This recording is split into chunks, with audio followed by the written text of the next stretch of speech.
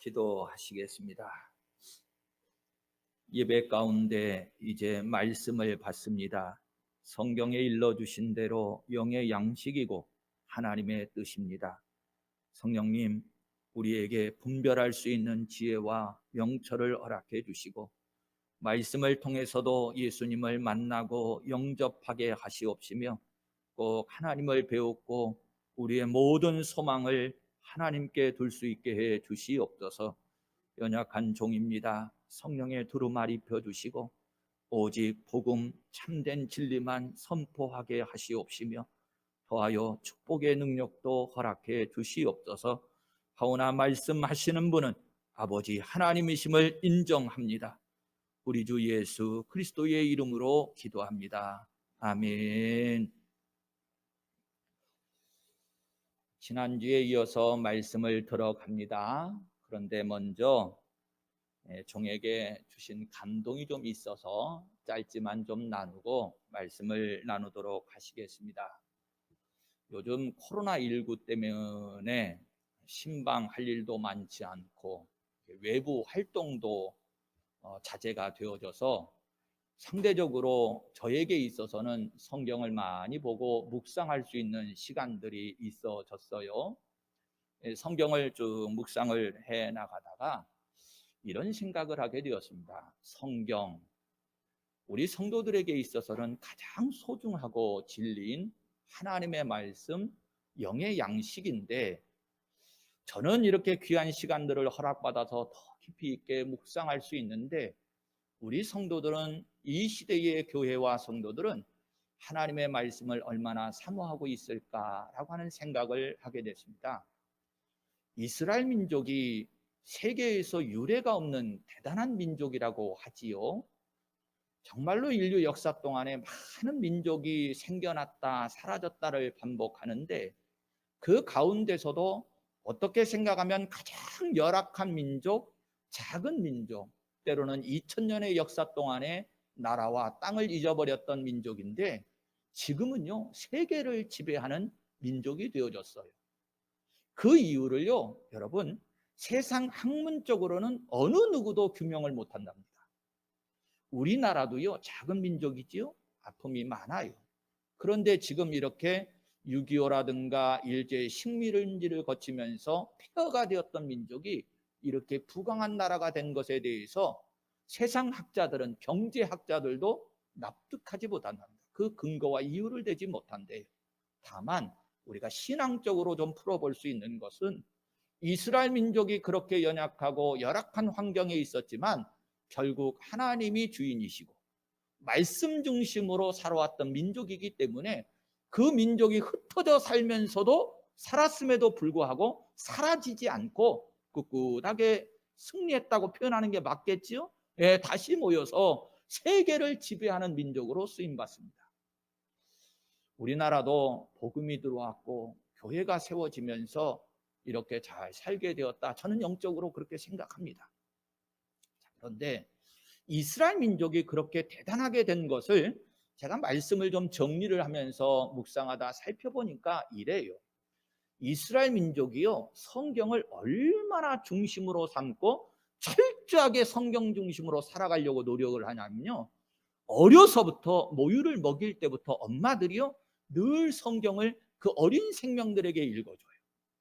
또 4살 5살이 되면 율법 학교에 보내서 12살까지 율법 성경 교육을 철저하게 시킵니다. 그리고 이후에도요 이스라엘 민족에게는 성경을 보세요, 율법 학자들과 랍비들을 두어서 성경을 그렇게 공부한 백성들임에도 불구하고 혹시 삶의 문제에 특별한 일들이 있으면 꼭 율법 학자나 랍비들을 찾아가서 이렇게 하는 일들이 생겼는데 성경에서는 어떻게 가르침을 주십니까? 성경대로 하는 것은 어떻게 행하는 것입니까? 라고 하는 것을 묻는다고 그래요. 그리고 가르침을 받아서 삶의 중요한 대소사들을 성경대로 말씀을 따라서 하려고 그렇게 노력하는 민족이에요. 흩어져서 수많은 고통을 겪었음에도 불구하고 그들이 세계 열방을 지배할 수 있는 이유를 결국은 다들 이구동성으로 동의하는 게 뭐냐면 말씀대로 살아서, 성경대로 살아서 그렇다는 거예요. 우리가요, 정말로 짧은 시간대에 부흥과 성장을 이룬 민족이 되었습니다. 그런데요, 이 작은 문화적 또 혹은 경제적 이유 앞에 엄청나게 크게 흔들리고 있어요. 여러분, 이스라엘 민족이 세상 삶의 자리에서는 작은 민족, 연약한 민족이라 독일 같은 경우에 있을 때 그 많은 목숨들이 세상을 떠났고 이렇음에도 불구하고 여러분, 신앙이 흔들렸다는 이야기 들어보신 적 있으세요? 없거든요. 그런데 우리 한국 교회는요, 경제적인 이유 조금, 무슨 문화적인 이유 조금, 이런 것 때문에 무엇이 흔들리고 있어요? 신앙, 교회가 흔들리고 있어요. 이유가 뭘까? 급성장을 해오는 과정 속에 안타깝게 무엇이 취약했느냐? 성경을 배우고 가르치고 우리 성도들이 성경 속에서 그 믿음이 성장되어져 오는 것이 사실은 취약했기 때문에 그랬어요. 참 안타깝지요. 그래서 저도 말씀을 묵상하면서 그랬습니다. 결국 저나 여러분들이 뭐 유태민족이 잘했다 못했다를 떠나서 우리의 신앙생활은 결국 무엇 중심입니까? 성경 중심으로 하는 것이 신앙생활입니다. 그런데 성경을 모르면 성경 중심으로 할 수가 없어요. 성경을 알았어도 유태인들은 안타깝게 참 진리를 깨달아 알지 못해서 복음을 영접하는 일에 실패할 수는 있었지만, 그러나 성도 여러분, 성경을 알고 나서 우리가 성경대로 사느냐 못 사느냐는 차후의 문제고, 먼저 중요한 건 뭐예요? 성경을 알아야 됩니다. 여러분들에게 당부해요. 가정에 돌아가셔서도 항상 하나님의 말씀을 좀 곁에 두세요. 성경을 옆에다 두시고 삼지세 때 밥 먹는 것처럼 영의 양식이잖아요. 때로는요, 아침에 일어나서 아니면 저녁에 눕기 전만이라도 좀 성경 한 구절이라도 좋으니까 쭉 따라서 말씀을 좀 읽어가세요. 그것도 안 하면서 우리 보고 신앙인이라고요? 말씀 중심으로 신앙생활 한다고요? 그거 다 거짓말 아닙니까? 솔직한 얘기가. 그렇잖아요. 우리 양심껏 얘기해봐요. 우리 신앙인들 맞습니까? 그거 아니잖아요. 가슴을 쳐요. 그래서 새벽재단에 올 수 있으면 오셔서 말씀 듣고 좀 새날을 시작하시고, 그것도 안 되면 제가 밴드에다가 새벽 성경 제가 본문 그 묵상한 거 이런 것들을 좀 정리해서 올려놓습니다. 그거라도 좀 보세요. 처음에는 한 20몇 명씩 들어오더니 요즘은 20명도 안 봐. 10몇 명도 볼까 말까 해요. 그래도 한 생명이라도 좀 보는 분이 있을까 봐 제가 꾸준히 열심히 해서 올립니다. 그런데 새벽재단에 오시는 분들은 잘 아셔요. 그것 보는 거하고 새벽재단에 와서 하고 말씀을 받는 것이 틀립니다. 설교하는 제가요, 여러분 이 새벽재단에 오신 분들이 손해보면 안 되잖아. 그래서 제가 더 풍성하게 준비를 해서 전합니다. 수요일 성경 공부도 또 이 시간 말씀을 나누는 시간도 좀 집중했으면 좋겠어요. 그리고 정말로 여러분들을 축복하면서 부탁합니다. 성경을 좀 가까이 하세요. 그래야 성경을 좀 여러분들이 지식적으로라도 알고 계셔야 이 시간 오셔서 목사가 설교하는 일에 여러분들이 더 눈이 높아지고 또 영이 좀 잘하고 은혜도 더 충만하지. 학교 가보세요. 복습 예습 안 하는 학생들이 학교 가서 선생님이 가르쳐주는 공부만 해가지고 잘하던가요? 안 그러잖아요. 예습하고 복습하는 애들이 훨씬 더 공부를 잘해요. 그러니까 여러분들이 좀 성경을 더 가까이 하면서 이제부터라도 습관을 들이세요. 제가 부탁드렸어요. 일어나고 자는 시간만이라도, 안 되면 새벽 시간에 오셔서, 그것도 안 되면 좀 밴드라도 보세요. 여기 밴드 초청 안 되신 분들이 있으면 구역장님들이나 우리 저한테 연락하세요. 우리 군북교회 밴드가 어디 있어요? 그러면 제가 다 가입시켜 드릴게요. 요즘은 어른들도 잘하세요. 어른들도 요즘 스마트폰을 배우셔갖고 카톡도 잘하고 문자도 잘하고 SNS 소통을 잘 하시잖아요. 그렇지요? 밴드에 들어오셔서 꼭 말씀을 좀 따라서 하시다 보면, 솔직히 제 목표가 그렇습니다. 제 목회 사역 동안에 어쨌든 성경 66권은 우리 성도들한테 한번 띄워준다. 제가 목표가 그래요. 지금 이렇게 차곡차곡 나가잖아요. 근데 솔직히 제 목회 동안에 다 끝낼 수 있을랑가는 모르겠는데 목표는 그래. 어쨌든 목표는 66권 성경을 우리 성도들과 함께 내 목회하는 동안에 한번 다 뛰고 정리는 하겠다. 이게 제 목표예요. 여러분들이 좀 함께 따라와 주시면 좋겠습니다. 왜 이 말씀을 이렇게 깊이 있게 나누고 갔느냐면 안타까운 심정도 좀 들었고요. 사실 오늘 말씀 속에서 정리하는 핵심 포인트가 있었는데 신비라는 거예요. 신비. 이 신비라고 하는 것은 감추어져 있었다라는 뜻이잖아요. 또 뭔가를 우리가 깊이 있게 연구하고 살피지 않으면 깨달아 알 수 없기 때문에 신비라고 말했지요. 성경에 바울 사도의 입을 통해서도 이 신비라고 다루어진 문제들이 많아요. 그런데 사실은 이 신비가 뭐냐면 다른 거 아닙니다. 구원 문제예요. 구원 문제. 생명 문제를 다루는 것이 신비의 영역 속에 있다는 거예요. 그 중에서도 지금 말씀 속에서 핵심적으로 짚어가는 게 뭐냐면 유대인들의 구원 문제거든요. 그러면서 사실은 바울 사도가 말씀에 정답을 내렸는데 하나님께서는 선택하신 거에 대해서는 절대로 후회하심이 없다. 이것이 핵심 내용이었습니다. 그런데 성도 여러분, 오늘 말씀을 지금 받고 또 이 전하는 대상자들이 누구죠? 이게 유대인들이 아니에요. 로마인들, 이방인들이거든요. 그런데 유대인들과 이 로마인들을 이 사이에 두고 바울 사도가 25절 오늘 본문 시작 부터 뭐라고 딱 경계를 하면서 시작을 하냐면 형제들아, 로마인들입니다. 이방인들이에요. 그러면서 예수 믿고 구원받은 사람들이에요. 지금 구원의 문제를 말하고 있는 거예요. 형제들아, 너희가 스스로 지혜 있다 하면서. 여러분, 절대로 이거 착각하시면 안 돼요.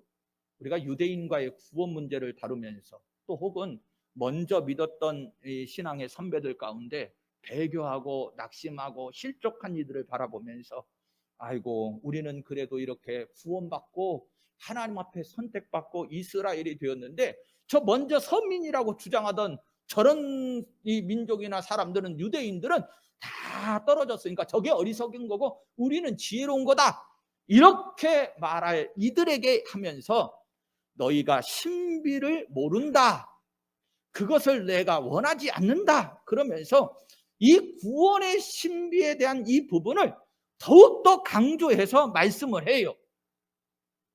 그런데요, 그 신비의 내용이 뭐냐?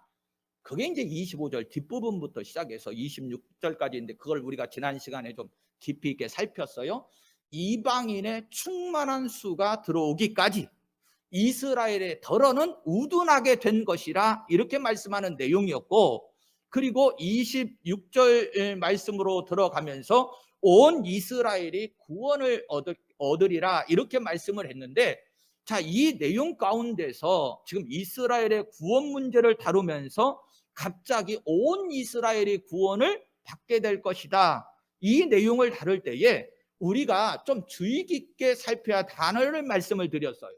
여러분, 이스라엘 그러면 여러분들의 머릿속에는 뭐가 먼저 떠오르세요? 어쩔 수 없이 이제 우리가 이름을 좀 달리 하겠습니다. 유대인이죠. 유대인. 유대인이 그러니까 혈통적 이스라엘이라고 하는 이것이 먼저 우리 머리를 지배를 합니다. 그런데 이걸 좀 깼으면 좋겠어요. 오늘 본문 말씀 속에서도요, 이 이스라엘이란 단어가 사실은 보여지는 혈통적 이스라엘을 말하기도 하고 있고, 때로는 내면적, 영적 이스라엘을 말하고 있기도 해요. 이게 왔다 갔다 하거든요. 그러니까 이거를 잘 따라가는 것, 또 이것을 잘 풀어서 여러분들에게 전해주어야 될 사명은 저에게 있어요. 그런데 이 부분이 엄청 중요해요. 성경이 굉장히 이 부분을 중요하게 다루고 있거든요. 자, 제가 지난 시간에 말씀하기를 26절에 담겨져 있는 온 이스라엘이 구원받게 될, 여기서 지칭하고 있는 이스라엘은 보여지는 혈통적 이 유대인들을 말하는 것이 아니고, 오히려 성경의 구속사적 맥락 속에서 보면 내면적, 영적 이 이스라엘을 말하고 있다, 이렇게 말씀을 드리면서 제가 그 근거들을 사실은 성경의 구절들을 예를 들어가면서 설명을 드렸어요. 이 부분이 굉장히 중요한데 왜 그러냐면 저나 여러분들이 나를 바라보는 관점이 달라져야 되기 때문에 그렇습니다. 왜? 이스라엘 그러면 자꾸 우리의 머리를 뭐가 지배한다고요? 혈통적 이스라엘은 유대인 사고가 지배를 한다니까요. 그런데 성경을 보실 때에 물론 구분되는 내용들이 있기는 있지만 이제부터는요 이렇게 해도 절대로 틀린 것 아니에요. 이스라엘 그러면 나 하나님의 백성으로 부름받은 나. 성경에서 이스라엘을 대할 때에 혈통적 유대인을 지칭하는 말도 있지만 그거 헷갈리시걸랑 이제는 그 머릿속에서 지우시고 나 구원받은 나. 이방인이었을지라도 이미 내가 하나님의 선택받은 백성 속에 들어가 있는 나. 내가 이스라엘이다. 하나님의 백성을 지칭하는 말이 이스라엘이잖아요. 이렇게 해도 절대로 틀리지 않습니다. 자, 그 근거를 한 번 더 드릴게요. 2장 28절에 무릇 표면적 유대인이 아니요 그랬어요. 9장 6절에서는 이스라엘에게서 난 그들이 다 이스라엘이 아니요. 10장 12절에 유대인이나 헬라인이라 사별이 없습니다. 성경입니다. 성경. 그리고 갈라디아서 6장 16절에 가보면 무릇 이 규례를 행하는 자에게와 하나님의 이스라엘에게 평강과 긍휼이 있을지어다 그러면서 교회를 말하고 있었습니다. 교회 공동체가 하나님의 이스라엘이다 이렇게 말해요. 자, 이 차별이 없다라고 하는 이 부분에 대해서는 바울 사도에게 있어서 이 복음을 말하고 있는 이후의 모든 서신들에 있어서는 정말로 핵심적이고 중요한 이 바울 사도에게는 굉장히 중요하게 중심을 잡고 있는 내용인데 여러분 1장 16절에 그랬어요. 내가 복음을 부끄러워하지 아니하노니 이 복음은 모든 믿는 자에게 구원을 주시는 하나님의 능력이 됩니다. 먼저는 유대인에게요 그리고 헬라인에게로다. 그러면서 유대인과 헬라인들에게 복음이 무엇인가를 명확하게 지칭해요.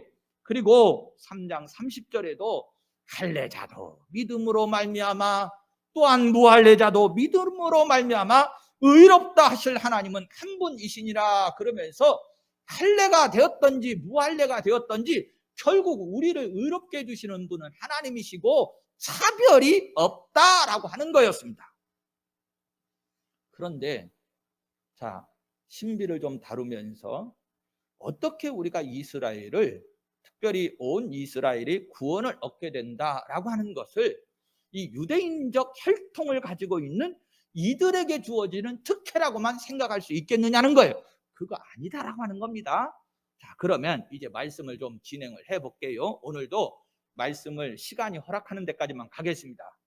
자, 선민이라고 하는 것 사실은요 저 부럽다고 그랬어요. 그랬지요.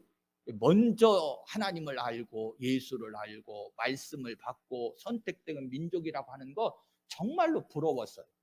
왜 그랬는 줄 아십니까? 이 선민에 의해서 저도 우리 부모님들에 의해서 구원받은 자 되었으니 그래요. 그런데 한 가지 더 제가 묵상하면서 생각한 게 있었어요. 선민에게 있어서 굳이 특혜가 있다면 뭘까? 이걸 좀 생각했어요. 구원의 문제는 아니더라고. 왜? 오늘 성경에 차별도 없고 다 유대인이나 헬라인이나 믿음으로 구원받는 거니까 그거는 아닌 것 같았어요. 근데 선민이다. 먼저 믿었다. 이것에 특혜가 있더라고요. 그게 뭐냐면 하나님 나라에 가서 받을 상급을 예비하는 것은 특혜더라고요. 그렇잖아요. 먼저 믿었다잖아요. 먼저.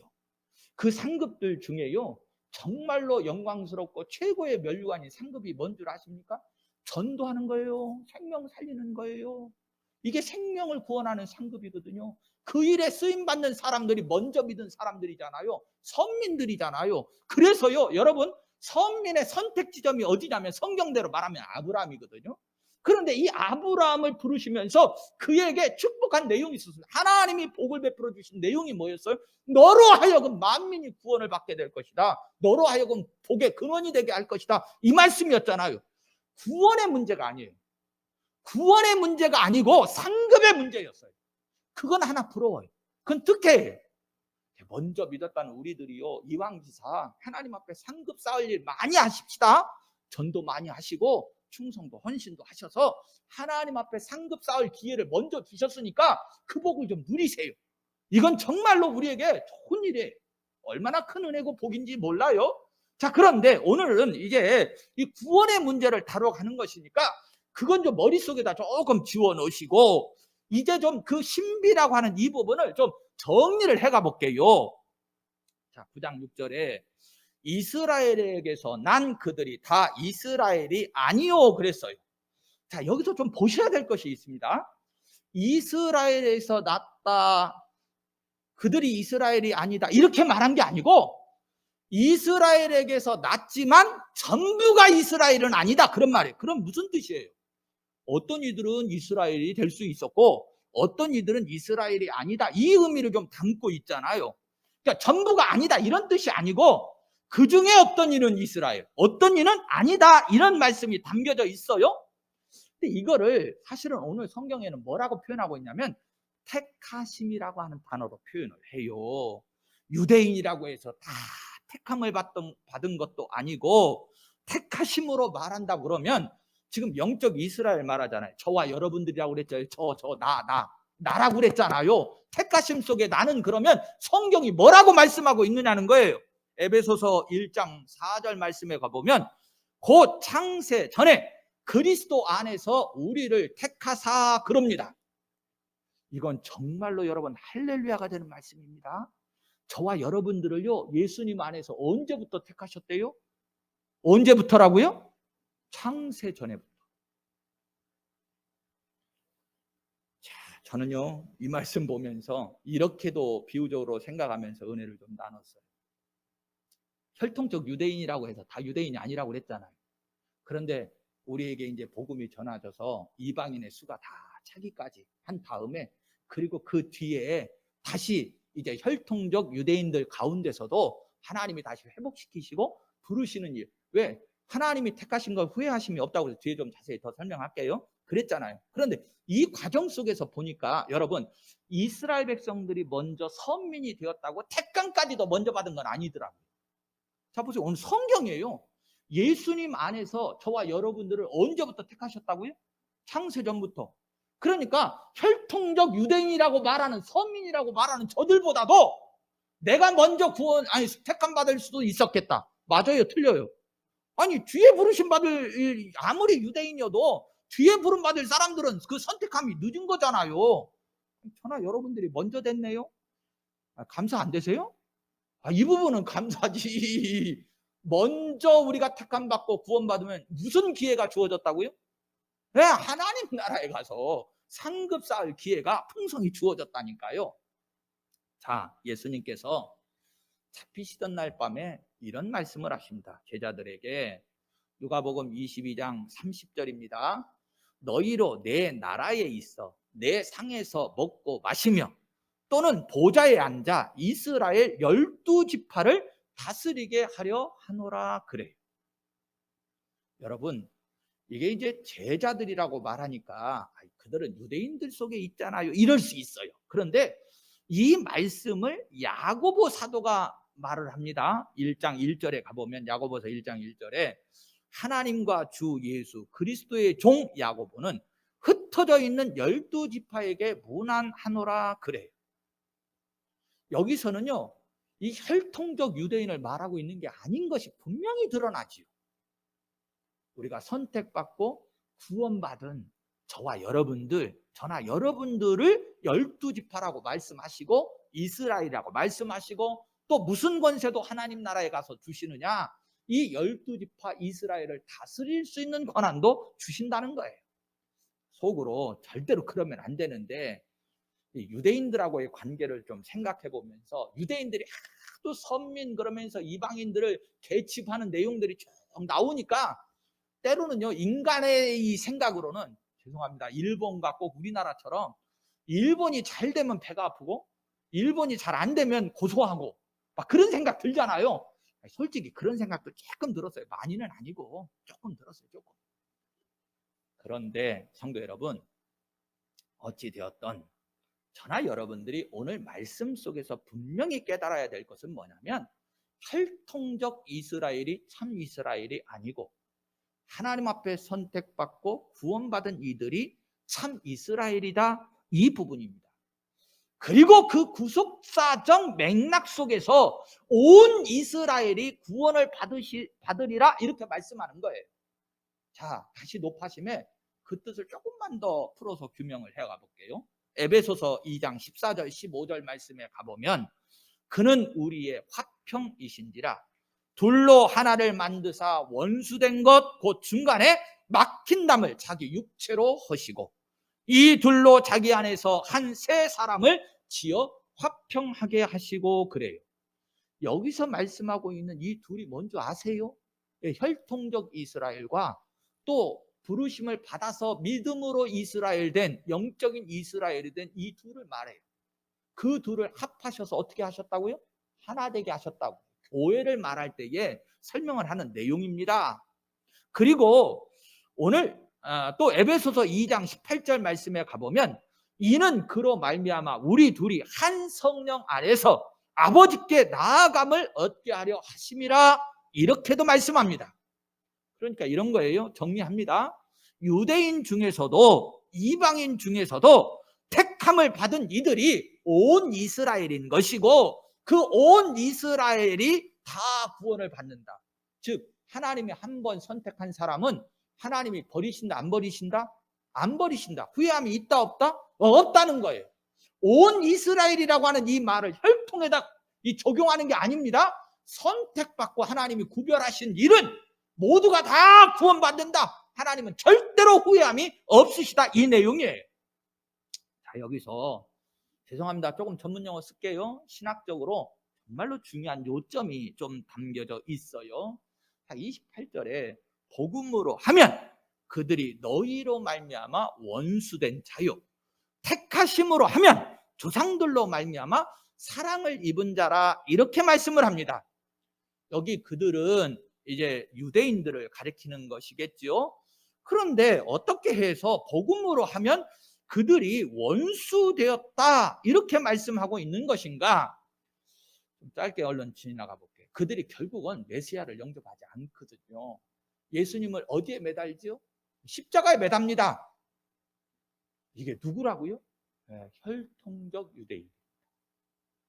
그러니 예수님을 십자가에 매달고 하나님께서 메시아로 보내주신 이를 거부했으니 원수된 거 맞지요? 자, 그러면서 그럼에도 불구하고 이제 택하심으로 하면 사랑을 입은 자다 이렇게도 말합니다. 이 부분에 대한 말씀은 부득불 구약의 예들을 좀 따라가 봐야 될 것 같은데 모세 때 이야기를 좀 하겠습니다. 신명기서 7장 6절이나 8절 말씀을 가보면 이래요. 너는 여호와 내 하나님의 성민이라. 여호와께서 다만 너희를 사랑하심으로 말미암아 또는 너희의 조상들에게 하신 맹세를 지키시려고 택하셨다 이렇게 말씀하고 있어요. 그러니까 하나님께서 이미 조상들에게 약속하신 것, 그 섭리를 예언하신 것 이런 것을 지켜가기 위해서 이스라엘이 이렇게 원수가 되고 반역해도 하나님은 후회함이 없으셔서 계속 어떻게 하신다고요? 사랑을 주고 계신다는 거예요. 사실 이 말씀 속에서는요, 제가 무엇이 또렷하게 대비가 되었느냐면 이 원수라고 하는 것과 사랑이라고 하는 것이 되었어요. 자, 이거를 제가 우리들 쪽으로 좀 갖고 와서 생각해 볼게요. 우리들 쪽으로, 우리 사람 중심으로. 여러분, 저에게 한 사람을 놓고 원수라고 하는 감정도 있고 사랑이라고 하는 감정도 있어요. 우리 사람은 뭐가 이길까요? 이 감정 둘이 싸워. 내 속에서 원수라고 하는 감정과 사랑이라고 하는 감정이 싸워. 뭐가 이길까요? 뭐가 이겨요? 헐! 그러면 부부가 왜 갈라져? 부부도 갈라지는데 원수가 늘 이겨요. 원수가. 그런데 이걸 우리한테 우리 감정으로 하나님의 감정을 해석하려고 하지 마세요. 성경대로 하나님의 마음속에도 보니까 오늘 성경에 기록된 내용이에요. 원수되기도 하고 그리고 하나님이 미리 부르신 선민 이스라엘 성민이기도 해요. 자, 이 감정이 하나님께도 있어요? 있어. 자, 그런데 이 감정 속에 하나님은 뭐가 이기신다? 사랑입니다. 오늘 성경이 그걸 증거하는 거예요. 하나님이 후회하심이 있다 없다? 없다니까요. 없어요. 분명히 그래요. 자, 그래서 사도는 골로새서 1장 29절에 이를 위하여 나도 내 속에서 능력으로 역사하시는 이의 역사를 따라 힘을 다하여 수고하노라 그럽니다. 이 내용을 왜 함께 읽어드렸느냐면 하나님께서 저와 여러분들에게 이미 주관자가 되셔서 이끌어 가십니다. 내 속에서 역사하시는 이의 영, 하나님의 영, 그리스도의 영이 저와 여러분들을 주장하셔요. 그런데 이 주장하시는 것만 있는 게 아니고 바울 사도가 어떻게 반응을 하느냐면 이 그리스도의 영, 하나님의 영이 내 속에서 역사하고 계신 것을 따라서 나도 반응을 하는데 힘을 다하여 수고하노라 그러면서 반응한다는 거예요. 이게요, 하나님이 저와 여러분들과 함께 일하시고 계시다라고 하는 것을 그대로 드러내어 놓는 구절입니다. 힘을 다하여 수고한다. 바울 사도가 그랬어요. 그러면 이 말씀을 받고 있는 저와 여러분들도 이 속에 들어가야 되겠지요. 아니, 저나 여러분들도 힘을 다하여 수고하셔야지요. 왜? 그리스도의 영이 저와 여러분들에게도 역사하고 계시잖아요. 믿으시면 아멘. 그렇게 역사하고 계시니까 또 이 자리로 오셨고 맡겨주신 직분에 서기도 하고 그러지 않습니까?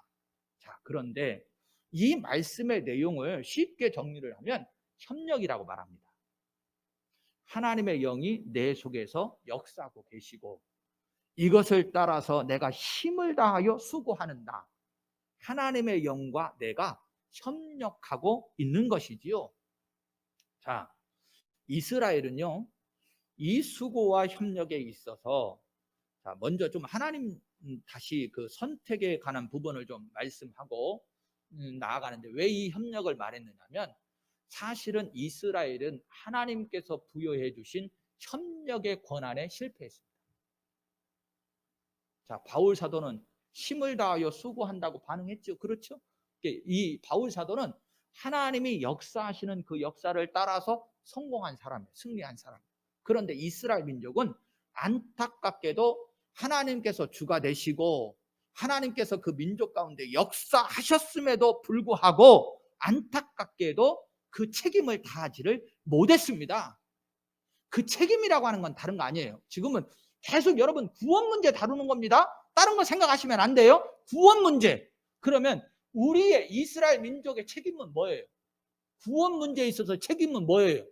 하나님이 보내주신 예수 그리스도 그 복음을 믿는 거잖아요. 믿는 거. 그 믿는 책임을 이스라엘 민족은 다하지를 못했어요. 이게 인간입니다. 인간. 그래서 이 구원은 하나님의 선물로 주어지는 거예요. 하나님이 선택하신 이들을 버리신다? 안 버리신다? 안 버리세요. 자, 이 내용을 구약의 그림자와 예표를 통해서 조금 더 확인을 해보고 오늘 말씀을 좀 정리를 할 건데, 자, 복음으로 하면 그들이 원수됐고 택하심으로 하면 조상들로 인하여 사랑을 입은 자다 그랬습니다. 하나님의 은사와 부르심에는 후회하심이 없다 그랬어요. 이 후회한다라고 하는 것을 우리 표현대로 하면 약속을 했지만 뒤집거나 아니면 취소하거나 이런 거잖아요. 여러분, 이스라엘 백성들 또 저나 여러분들을 다 포함해서 이스라엘이라고 할 때 하나님과 우리 사이는 어떤 관계냐면 언약이라는 표현을 씁니다. 우리말로 하면 계약 맺었다 이런 뜻이에요. 그죠? 언약을 맺었는데 우리는 자꾸 취소하고 우리는 뒤집어요. 그런데 하나님은 어떻게 하신다고요? 아니, 안 하신다니까. 그렇게 안 하세요. 하나님은 일관되세요. 후회하심이 없어요. 자, 그 증거를 두 가지만 들어드릴게요. 첫 번째로 출애굽기 32장에 가보면 금송아지 사건 나옵니다. 금송아지. 이스라엘 백성들을 하나님께서 이 애굽에서 인도하셔서 가잖아요. 이 모세가 시내산에 가서 말씀을 받는데 그 금송아지 사건이 벌어졌어요. 그런데 그 금송아지 사건 속에서 여러분 이스라엘 백성들이 하나님을 배신하는데 계약을 뒤집는데 어떻게 뒤집습니까? 하나님만이 우리의 참 신이시고 하나님만이 우리의 인도자십니다. 이랬다가 이제 조금 더 기다림에 지쳤다고 힘들다고 그들이 뭐라고 말을 하냐면 이는 너희를 애굽 땅에서 인도하여 낸 너희의 신이로다 그러면서 하나님의 자리를 바로 뒤집습니다. 어디다가? 자기 자신들이 만들어 놓은 금송아지로 바꿔버려요. 또 하나 이 출애굽의 예를 좀 들어드려 볼까요? 민수기 14장에 가보면 정탐꾼 사건 나와요. 정탐꾼. 10명의 정탐꾼들이 와가지고 그 땅을 탐지하고 와서 보고를 하는데 부정적인 보고 하잖아요. 그러니까 13장에서 그 보고를 듣고 나서 14장에 와가지고 그 10족장들이 반란을 일으켜가지고 뭐라고 얘기를 합니까? 하나님은 어디로 가기를, 우리를 어디로 인도하셔요? 가나안 땅으로 인도해 가시기를 원하는데 그들이 이렇게 말합니다. 한 지휘관을 세우고 애굽으로 돌아가자. 하나님의 인도하심을 거부하는 거예요. 뒤집는 거예요. 뒤집는 거. 바꿔서 다시 어디로 가자는 거예요? 세상으로 가자요. 세상으로, 애굽으로. 그럼에도 불구하고 하나님께서 그 이스라엘을 택하신 것을 후회하시거나 철회하셨느냐? 아니라는 거예요. 내 씨로 말미암아 천하 만민이 복을 받을 것이다 라고 하는 이 언약을 사람은 뒤집는데 하나님은 뒤집지 않으십니다. 포기하지 않으셨어요. 자, 오늘 여기까지 하십시다. 다음 시간에 말씀을 좀 더 이어가도록 하겠습니다.